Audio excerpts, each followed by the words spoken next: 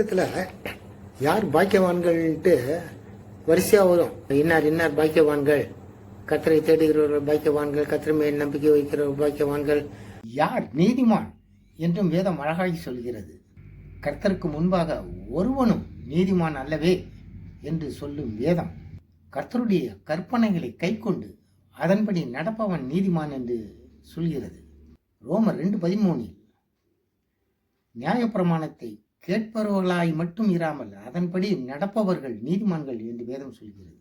எசேக்கியேல் 18ஆம் அதிகாரத்திலே விலாவாரியாக சொல்கிறது யார் நீதிமான்கள் என்று. யார் புத்திமான் என்றும் வேதம் சொல்கிறது.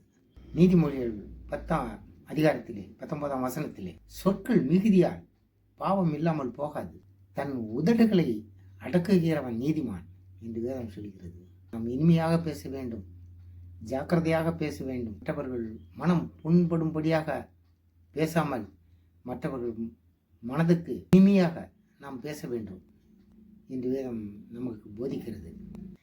யார் நீதிமான், யார் புத்திமான், யார் பாக்கியவான் என்று வேதம் நமக்கு கொடுக்கும் அறிவுரைகளை காட்டிலும் மிக முக்கியமானது ஒன்று வேதத்திலே சொல்லப்பட்டிருக்கிறது. யார் பரிசுத்தவான்? வெளிப்படுத்தின சுவிசேஷம் 20ஆம் அதிகாரத்திலே 1ஆம் உயிர்த்தெழுதலுக்கு பங்குள்ளவன் பரிசுத்தவானும் பாக்கியவானுமாயிருக்கிறான் என்று வேதம் சொல்கிறது. இவர்கள் மேல் 2ஆம் மரணத்துக்கு அதிகாரம் இல்லை என்று வேதம் சொல்கிறது. வேதம் சொல்கிறது முதற் பலனாகிய மா பரிசுத்தமாயிருந்தால் பிசைந்த மா முழுவதும் பரிசுத்தமாயிருக்கும், வேறானது பரிசுத்தமாயிருந்தால் அதன் கிளைகளும் பரிசுத்தமாயிருக்கும் என்று வேதம் சொல்கிறது. நாம் பரிசுத்தமாக இருக்க வேண்டும். நாம் நீதிமான்களாக, பாக்கியவான்களாக, புத்திமான்களாக இருந்தாலே நாம் பரிசுத்தவான்களாக மாறிவிடுவோம். வேதம் சொல்கிறது கர்த்தர் தமது பரிசுத்தவான்களின் பாதங்களை காப்பார் என்று வேதம் சொல்கிறது.